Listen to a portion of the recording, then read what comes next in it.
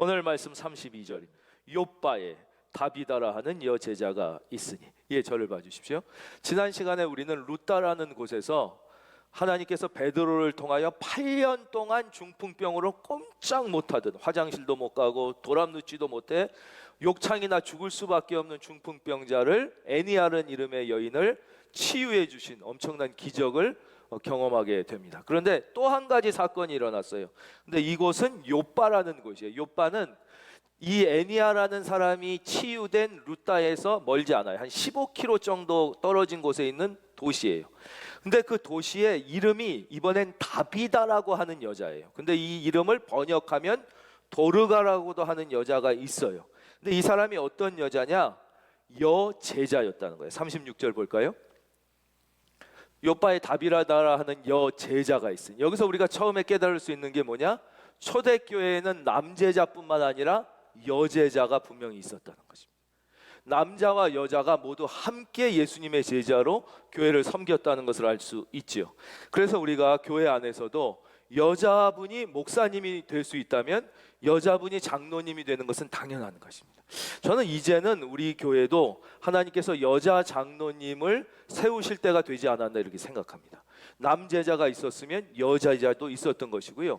이제 목사는 섬기고 가르치는 장로를 목사라고 그러고, 섬기기만 하는 장로를 장로라고 하거든요. 근데 섬기고 가르칠 수 있는 분이 목사가 될 수 있는데 섬길 수 있는 분이 장로와 여자가 될 수 없다. 그래서 그거는 말이 안 되죠. 초대교회에는 여제자가 있었다는 것입니다. 그런데 더 중요한 것은 이 여제자가 있었다는 게 아니라 이 여자가 어떤 여자였느냐? 선행과 구제하는 일이 심히 많았던 여자라는 거예요.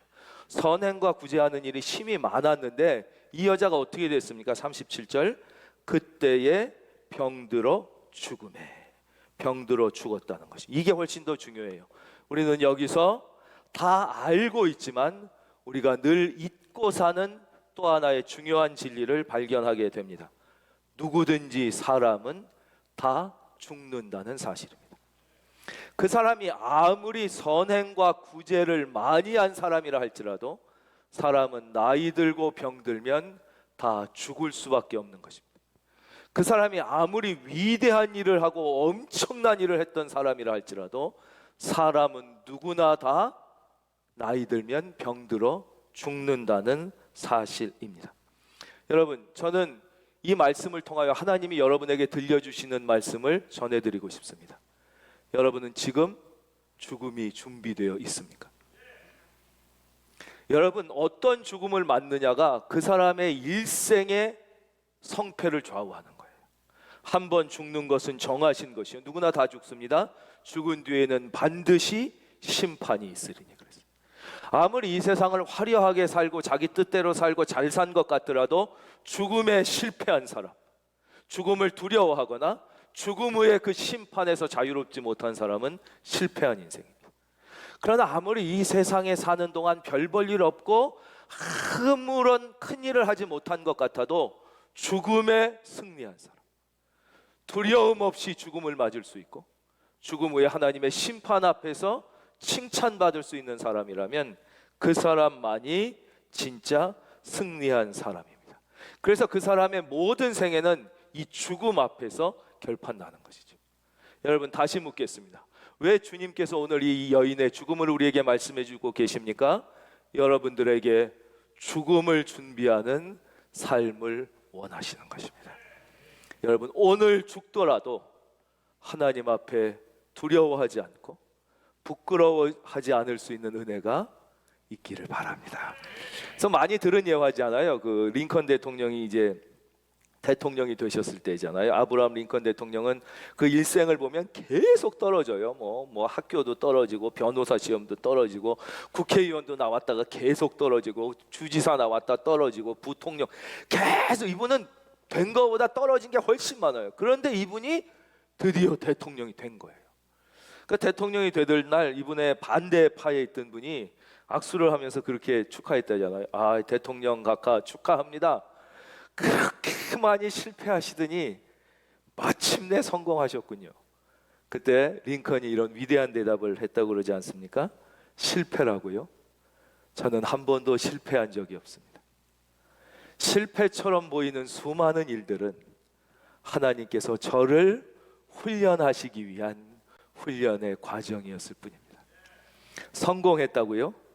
어떻게 대통령 한 번 된 것이 성공일 수 있겠습니까? 사람이 진짜 성공했는지 실패했는지는 마지막 하나님 앞에 섰을 때, 그때 하나님만이 말씀해 주실 수 있는 것이지요. 너무나 유명한 예화입니다. 그렇습니다. 어떤 죽음을 준비할 수 있는 것이냐? 한 번 죽는 것은 사람에게 정해진 것이요, 죽은 후에는 반드시 심판이 있으리니. 근데 이 여자는 아주 독특한 여자였습니다. 이 여자에 대하여 긴 설명을 하진 않는데요, 그냥 이렇게 설명합니다. 선행과 구제하는 일이 심히 많았다, 이렇게 설명합니다. 그러니까 이 여인은 뭐 간단하게 설명되어 있지만 요즘 우리가 많이 쓰는 말로 바꾸면 영적으로 내공이 엄청났던 여인이라는 것이죠. 영적으로는 아주 내공이 있었던 여인. 오늘 성경에서 하나님은 가장 아름답고 훌륭한 여자를 우리에게 분명히 보여주고 계신데, 바로 그 여자는 딱 한 가지, 선행과 구제하는 일이 심히 많은 여자였다는 것입니다. 여러분, 어떤 여자가 가장 아름다운 여자냐? 어떤 여자가 가장 존귀한 여자냐? 어떤 여자가 하나님 앞에 가장 인정받는 여자냐 하는 것은 그 사람의 지성이나 그 사람의 전문성이나 그 사람의 매력적인 외모에 있는 것이 아니라 하나님이 보시는 유일한 한 가지 기준은 무엇이냐? 선행과 구제하는 일이 심히 많은 여자였다는 거죠. 이것이 하나님의 선명한 기준이라는 것입니다. 여러분, 한번 우리 다 같이 모두 같이 따라하겠습니다. 선행과 구제. 그렇다면 우리는 아침마다, 뭐 남자분들도 그렇지만 여자분들 아침에 거울 안 보고 밖에 나오는 분이 없을 것이에요. 주로 외모 때문에 그렇죠. 거울을 보고 내가 눈곱이 꼈나, 이가 뭐가 꼈나 우리가 살펴봅니다. 그것보다 더 중요한 것은 무엇입니까? 우리는 매일 아침 내 안에 선행이 있는가, 내 삶에 선행이 있는가를 반드시 체크해 봐야 된다는 거죠. 아침마다 화장을 뭐 하는 분도 있고 안 하는 분도 계시겠지만, 화장을 하는 시간의 절반이라도, 머리를 빗는 시간의 절반이라도 내 마음에 나보다 연약한 사람들에 대한 구제가 있는가를 반드시 스스로 물어봐야 된다.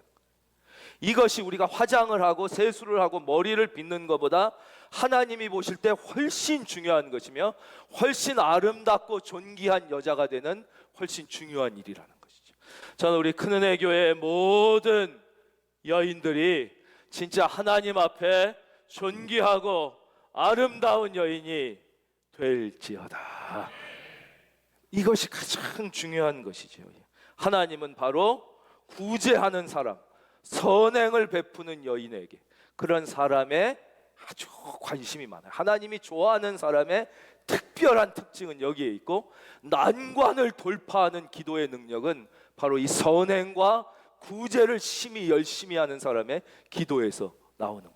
하나님께서 얼마나 선행과 구제하는 사람을 좋아하는지는 성경에 가득 차 있는데, 우리가 공부하고 있는 사도행전, 우리가 9장이잖아요. 바로 10장에도 나옵니다. 10장 4절에 보면 고넬료라는 이방인이 나와요. 이 사람은 이방인이었어요. 정복군 로마의 군인이었어요.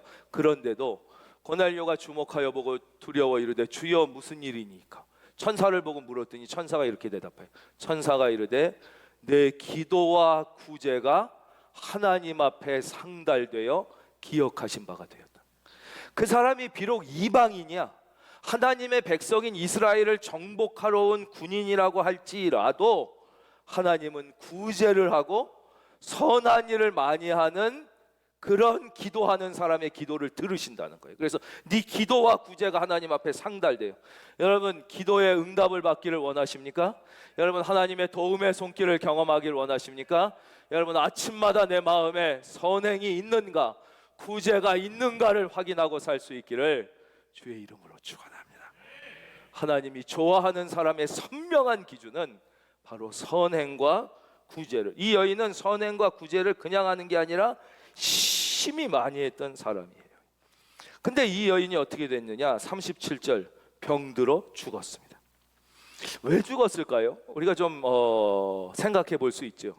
나이가 많이 들어 죽은 것 같지는 않습니다.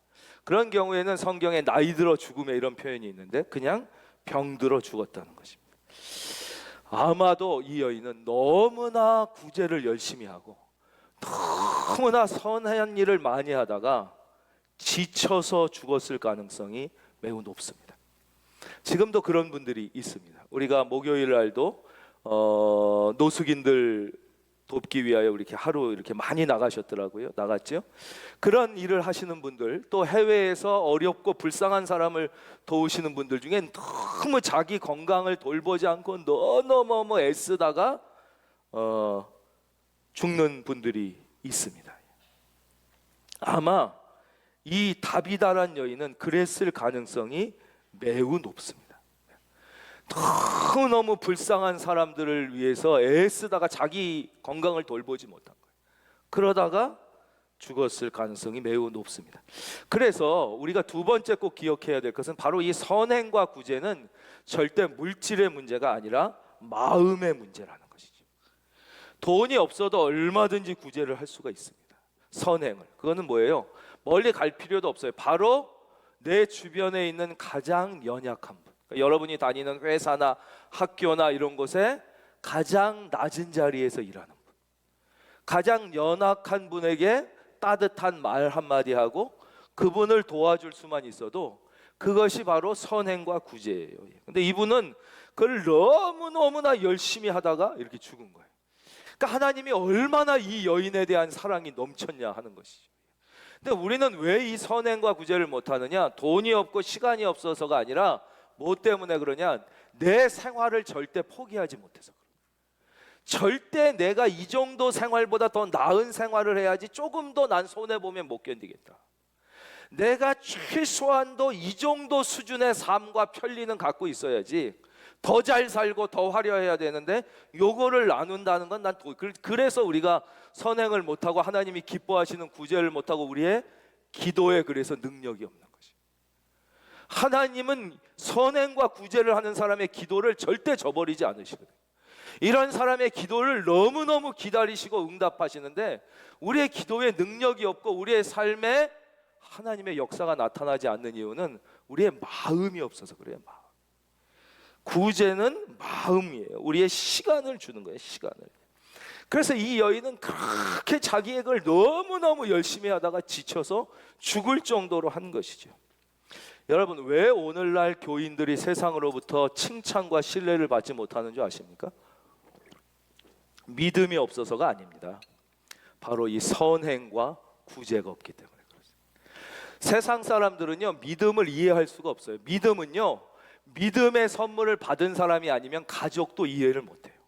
아니, 전에도 말씀드렸지만 우리의 머리로 양자역학이나 고도의 수학도 이해를 못하는데 하나님의 아들이 나를 위해 대신 죽어서 구원받는 이 놀라운 진리를 머리로 이해할 수 있는 사람은 없어요. 이것은 그냥 은혜고 하나님께서 여러분을 택하셨기 때문에 구원받으신 분은 아멘. 우리가 구원받은 것을 깨닫는 것이지. 그러니까 부부도 몰라요. 예. 그 믿음의 세계는 같이 믿는 사람도 더 깊은 믿음의 세계를 몰라요. 예. 믿음이 없어서 세상으로부터 칭찬과 신뢰를 받지 못하는 게 아니라 그 믿음을 표현하는 선행과 구제가 없기 때문에 세상으로부터 칭찬은커녕 아예 신뢰조차도 받지 못하는 거죠. 오늘날 교회가 왜 세상으로부터 신뢰와 존경을 받지 못하느냐? 바로 이것이 선행과 구제를 하는데 너무 많이 따지면서 하기 때문에. 선행과 구제를 해도 네 편이냐 내 편이냐를 따져서 하는 거예요. 남을 도와도 따지는 게 많아요. 따지는 게 많아요. 예. 따지는 게 많아요. 예. 예전엔 뭐 우리 처음에 우리 해외 도울 때 보면 막 여러분들이 그랬어요. 아니, 우리나라도 못 사는 사람이 많은데 왜 돈을 갖다가 남이 나라를 주냐? 우리나라 문처 돈 이런 거 따지면 도울 수 없습니다. 그 다음엔 또 무슨 일이 있어요? 왜 우리 영영도를 안 돕느냐? 난 영영도 출신인데 여길 먼저 도와야지. 나는 또 무슨 영영도 출신이니까 나는 이쪽을 먼저 도와야지. 그래서 내가 속했느냐? 내가 어디 출신이냐? 예. 내가 어디랑 관계했냐? 이런 거 다, 여러분 그런 거 다 따지면 도울 수 없습니다. 도운 건 그 사람이 배고프면 무조건 먹이고, 헐벗었으면 무조건 입히고, 그 사람이 북한이라 할지라도 굶으면 주는 것. 할렐루야. 이것이 하나님이 기뻐하시. 근데 너무 따지는 거예요. 우리도 따지고, 이왕이면 그것은 예수님의 마음이 아니에요. 그리고 속지 않으려고 그래요. 도우면서도 속지 않으려고 그러고 따지면 여러분 안 속으려고 그러면 못 돕습니다. 그냥 그 사람이 지금 어려우면 무조건 돕는 거예요. 아무리 김정은이 미워도 북한 사람이 어려우면 도와야 도울 수 있지, 이것도 갖다가 딴데 이거 따지기 시작하면 아무도 못 돕는 것이, 그냥 돕는 것. 이것이 예수님의 마음. 별로 그렇게 은혜로운 예화는 아니지만 제 경험을 하나 말씀해 드리자면, 지금부터 한 5, 6년 전에 어느 분이 저에게 도움을 청해 오셨어요.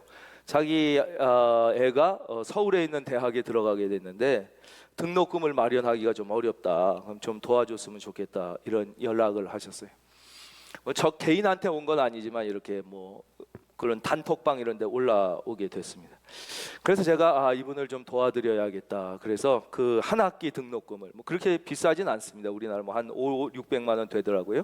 그래서 우리가 이제 교회에서 장학금으로 할 수 있는 것도 있는데 이분은 그러기는 좀 어려워서 제가 개인적으로 이렇게 도와드려서 그분이 이제 등록을 하게 됐습니다.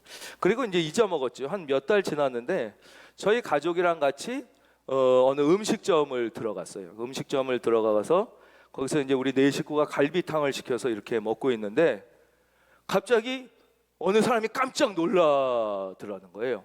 그래서 앞에 있던 아빠 저분이, 그래서 봤더니 바로 제가 등록금을 내드렸던 그분이 자녀랑 거기 와서 소갈비를 시켜서 잡수시고 있더라는 거예요. 그 이분이 이게 깜짝 놀란 거죠. 제가 들어올 때 딱 보면서 제 사람한테 이제 등록금을 받아가지고 애를 냈는데 저 사람 보니까 갈비탕을 시키는 거예요. 나는 소갈비를 시켰는. 이 사람이 너무 깜짝 놀라는 거예요. 너무 깜짝 놀라면서 어쩔 줄 몰라 하는 거예요. 그래서 갈비탕이 나오자마자 우리가 막 먹는 척하면서 제가 빨리 일어나자 그래서 이제 인사를 드리고 막 나왔어요. 그러니까 애들이 그러는 거냐, 아니 왜 먹지도 않았는데 나가요 막 이러. 여러분 그럴 수 있는 것입니다. 속았다. 야 뭐 어렵다 그래서 등록금 내줬더니 나는 갈비탕 먹는데 저 사람 소갈비 먹네. 소갈비 먹을 수 있습니다. 어쩌면 그분은 그게 평생에 한 번일 수도 있는 거예요. 그러면 가난한 사람은 소갈비 먹으면 안 되는 것입니까? 도움받은 사람, 나는 맨날 시장에서 옷 사입고 이렇게 돕는데 오히려 더 도움받는 사람들이 막 무슨 백화점 옷 입고 비싼 가방 들고 나오네? 그럼 그 사람들은 꼭 그지같이만 입어야 되는 것입니까? 그렇지 않아요. 이런 거 저런 걸 다 따지고 속지 않으려고 그러면 못 도와요. 근데 오늘날은 교회도 어딜 도우려고 그러면 자꾸 따지고 재고 재정 보고 해야 되고 어떻게 해야 되고 이 다 따져서 흠이 없는 데만 도우려고 그러니까 이건 예수님의 마음이 아닌 것이죠. 여러분의 마음에 예수의 긍휼이 있을지어다.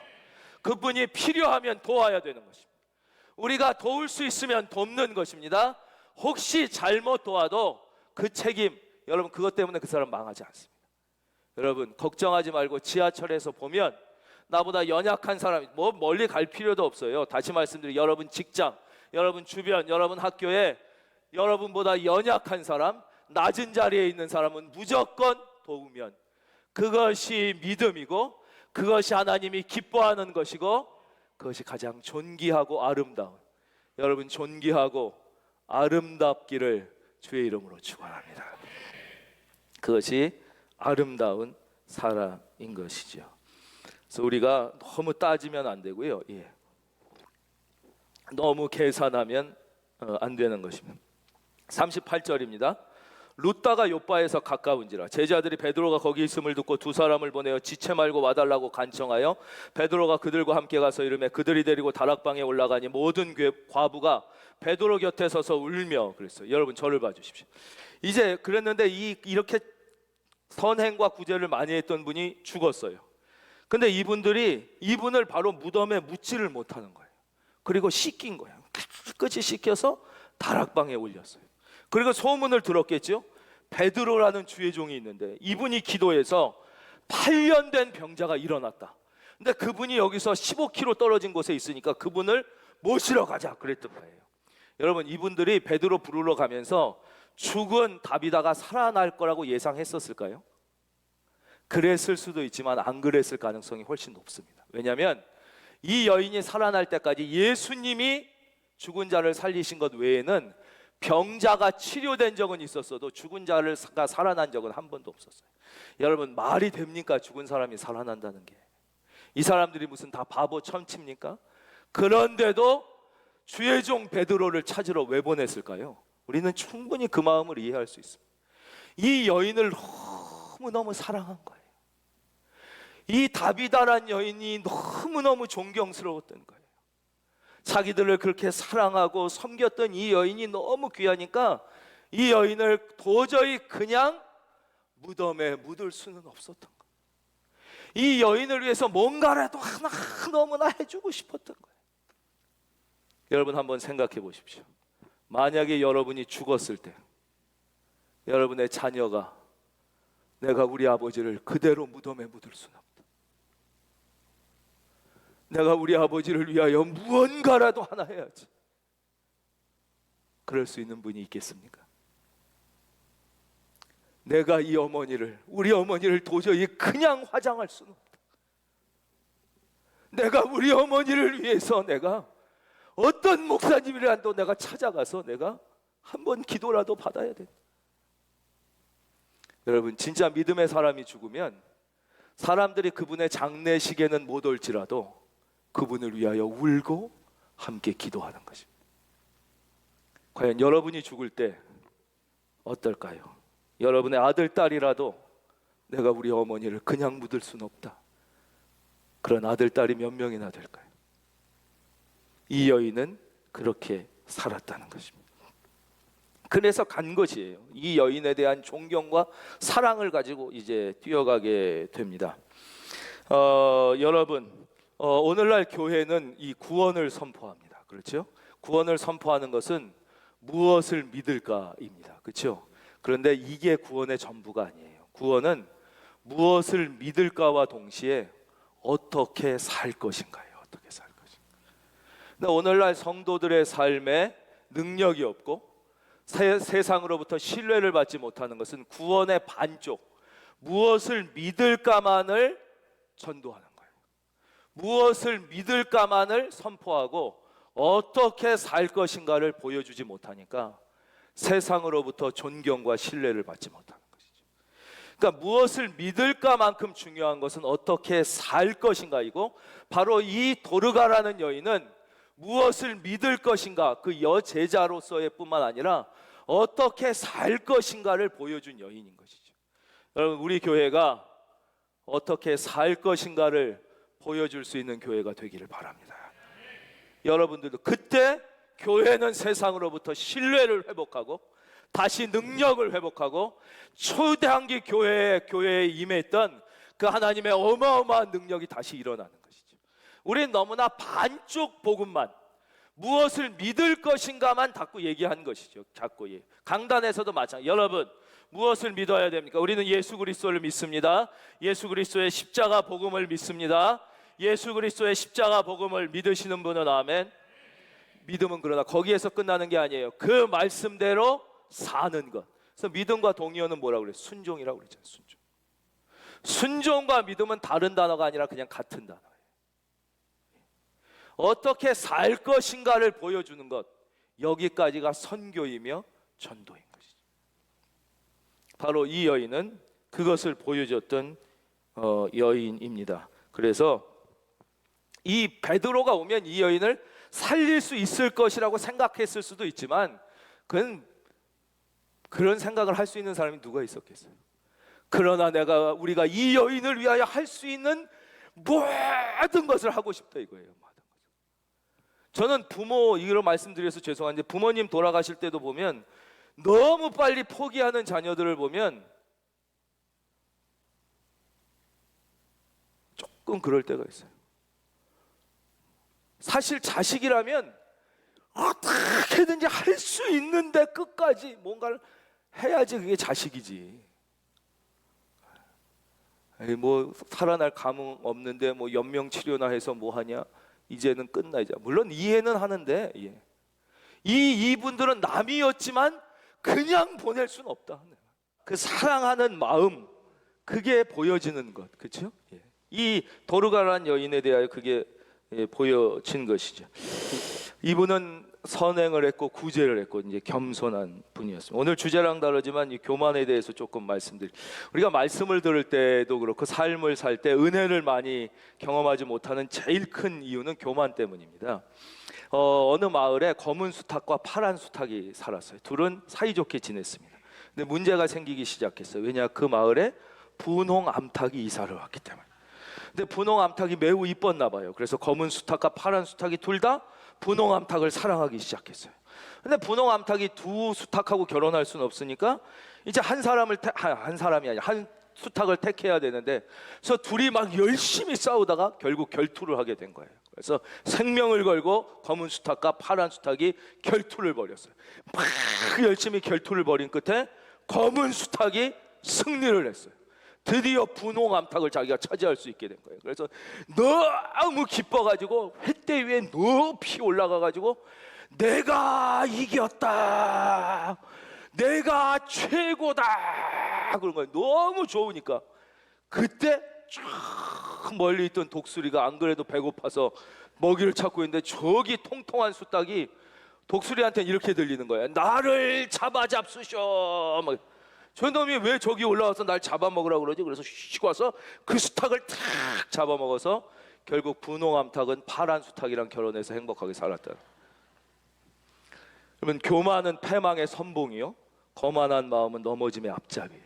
그래서 여러분, 이 얘기 또 들은 얘기 목사님이 또 한다 이러지 마시고 하나님이 나에게 들려줘. 이 다 아는 얘기다, 내 인생 내가 안다 이러면 안 돼요. 우리가 왜 문제냐면요, 뭐 하나만 조금 있으면 자기가, 얘는 그냥 파란 암탉 하나 이긴 거예요. 근데 자기가 새들의 왕이 된 걸로 착각한단 말이에요. 돈 조금 있으면, 학벌 조금 좋으면, 권력 조금 생기면 그 분야에서 그거 하나 한 건데 자기가 엄청난 사람이 된 걸로 착각해가지고, 교만은 패망의 선봉이요, 거만한 마음은 넘어짐의 앞잡이에요. 그래서 우리가 잘 아는 C.S. 루이스 같이 훌륭한 분은 그 순전한 기독교라는 책에서 뭐라고 쓰셨냐, 교만이라고 쓰지 않고 가장 무서운 죄라고 표현합니다.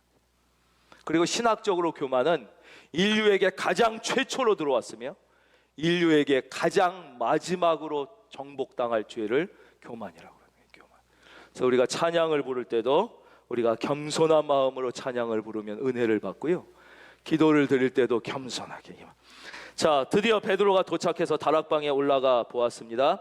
베드로가 일어나 그들과 함께 가서 이르매 그들이 데리고 다락방에 올라가니 모든 과부가 베드로 곁에 서서 울며 도르가가 그들과 함께 있을 때에 지은 속옷과 겉옷을 다 내보이거늘. 저를 봐주십시오. 도착했어요. 그랬더니 그 시신이 다락방에 있었어요. 그러니까 막 올라갔더니 거기서 사람들이 막 울고 있는 거예요. 왜? 너무 이분이 선행과 구제를 하고 겸손한 분이었으니까 막 슬피 울고 있었던 거예요. 그러면서 그 여인이 지었던 속옷과 겉옷을 다 보여. 이건 뭐냐? 춥고 불쌍한 사람을 입히려고 이 여인이 계속 그렇게 지었던 것을 보여줘. 이렇게 주님을 위하여 살던 사람입니다. 그러니 그때 이 베드로의 마음이 어떻겠냐고요. 얼마나 마음이 걷잡을 수 없었겠어요. 베드로는 이 여자를 처음 보지만 얼마나 그 마음속에 이 여인에 대한 안타까움과 베드로도 사랑의 마음이 막 솟아났을 거 아니에요. 처음 보는 여자지만 내가 이 여인을 위하여 정말 생명을 걸고 기도해야겠다는 이런 마음이 생겼을 거 아니에요. 그리고 이제 기도하기 시작하는 거예요. 다 나가라고 기도해요. 그게 40절에 나와요. 40절 보겠습니다. 베드로가 사람을 다 내보내고 무릎을 꿇고 기도했어요. 뭐라고 기도했을까요? 우리가 생각해 볼 수 있어요. 뭐라고 기도했어요? 하나님, 이 여인을 살려 주십시오. 저는 그렇게 기도했을 거라고 생각하지 않아요. 아무리 베드로가 미련해도 죽은 사람이 어떻게 살아납니까? 그렇잖아요. 뭐 그랬을 수도 있지만 그럴 가능성은 너무 적지요. 아무리 미련해도 죽은 사람이 어떻게 살아나냐고요. 그러나 베드로가 분명히 보고 있었던 것은 죽어있는 시체는 아니었을 거예요. 베드로는 뭘 보고 있었냐? 지금 천국에서 주님과 함께 뛰놀고 있는 다비다를 봤겠지요. 그리고 이렇게 기도했을 것입니다. 주님, 이 여인이 이 땅을 살 동안 했던 이 주님을 향한 사랑과 이 선행과 구제를 기억해 주시옵소서. 그렇게 기도하지 않았겠습니까? 예? 그렇잖아요. 아무리 미련해도 죽은 사람이 어떻게 살아나냐고요. 근데 그렇게 기도하고 있는데 하나님께서 그 마음에 성령으로 어마어마한 확신을 주셨겠죠. 다비다가 살아날 것이다. 여러분, 이게 매우 중요합니다. 내가 원한다고 막 죽은 자야 일어나라, 이건 믿음이 아니에요. 그건 망발이에요. 망발. 막 내가 원한다고 병자야 일어나라, 그러면 안 돼요. 예.